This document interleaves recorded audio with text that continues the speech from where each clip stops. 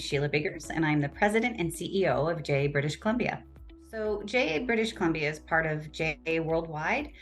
We're an international organization with a shared vision that young people have the skill sets and mindsets to build thriving communities, and a shared mission to inspire and prepare young people to succeed in the global economy.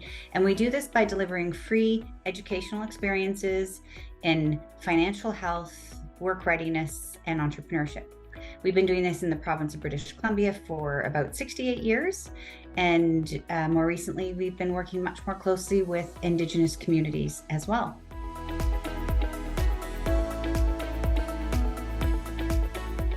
Honestly, there were so many. We had a very outdated CRM, and there was limited functionality in that CRM. We also had limited accessibility because of the way it was set up. And as a result of that, actually, it affected how people think about data, right? So we didn't have it was hard to teach people to think in a more sophisticated way about data and the power of data because we had outdated CRM. And the CRM we had not only was outdated, it was hard to use, and the staff had a very difficult time trying to figure out how to benefit from it. Things like reports and sound record keeping, it wasn't a single source of truth for us. We had to do a lot of reports manually. It wasn't flexible. I mean, Salesforce is super robust, and this was not. And it didn't allow us to easily engage with our key constituents, so volunteers, teachers, and donors. There was no, the portal was very difficult to use. It was just really, it was just almost like not having one. We are only now really beginning our journey of what we can do. And so we were in a place where the world's changing around us. I mean, if we can't automate, if we can't be more efficient, if we can't create a thorough picture of our customer, if we can't gather our data and use it intelligently, we're going to be left behind. So as much as there's all those reasons because our other CRM was old and cumbersome, from a business perspective and a desire to serve our community, we really needed something better.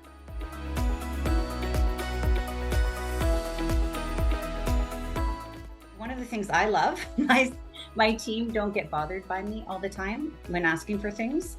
And I know it sounds small, but it's great. I don't have to ask for reports. I could be in a virtual board meeting, and if my board asks the question, I can get them the information right on the spot. I don't have to ask anybody. I don't have to ask for addresses. I don't have to ask, have we followed up with this donor? I don't have to ask, do we have the most recent information? I can check.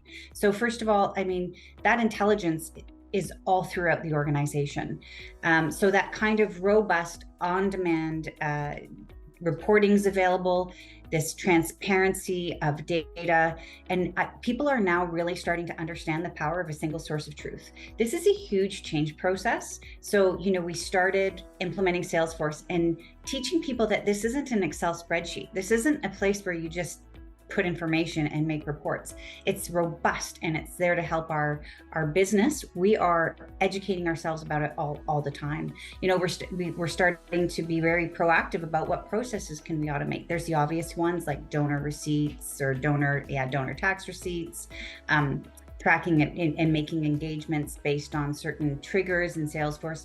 Those are really standard, but we're really challenging ourselves and wondering, are there instances that volunteers and teachers can be matched automatically without a person being part of that process?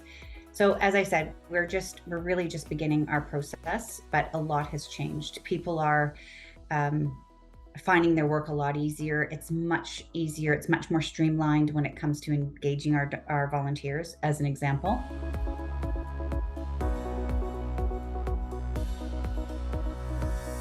It's really pushed us.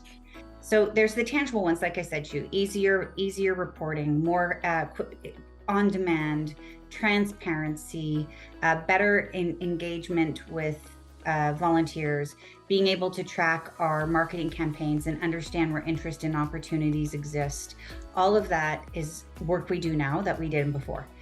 But I think the cool part is the mindset change that's happening in the organization. And we've kept our senior people really involved in this change because we want people to go to work every day and ask themselves, how can I improve the process that I'm engaged in using this tool? And so that's a mindset change. And like I had given the example prior about what can we automate, what can we do, where can we reduce steps, that's helpful. But it's also making us look at all of our other technologies and ensuring that every process that we have is supported effectively by technology. So the way we manage our HR at JA British Columbia, we're changing that. The way we look at our finances at JA British Columbia and how we manage that, it's all being improved with new technologies. And truthfully, that's a mind shift that's impacting our organization because of the work we did with Salesforce.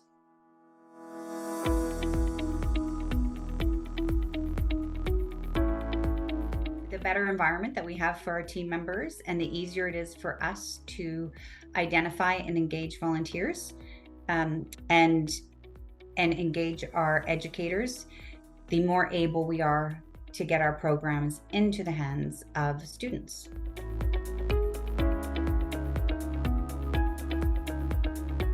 With this tool now, I would say that we're really trying to maximize the power of it. But what that is ultimately supporting for us is our next goal is to have JA experiences reach 100,000 youth in the province every single year. We have a few years to achieve that. And that also means working really closely with our Indigenous communities in the province of British Columbia. So again, I think the key to that is we will be supported by Salesforce in doing that because it will allow us to engage our really important constituencies more intelligently. We'll have a better line of sight on their interests, on how we can connect them with the proper programs, how we can connect them to each other, and it will make that whole process more complete.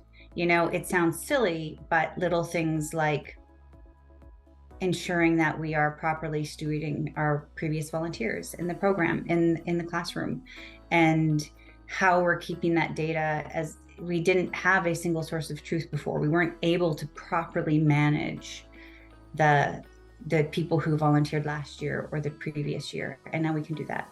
One of the things that I'm really proud of and Salesforce supported was the fact that British Columbia reached close to 65,000 youth last year and over 2,000 in Indigenous communities. And this tool helped us to market to those communities, helped us to identify volunteers, helped us to onboard volunteers, helped us to onboard educators.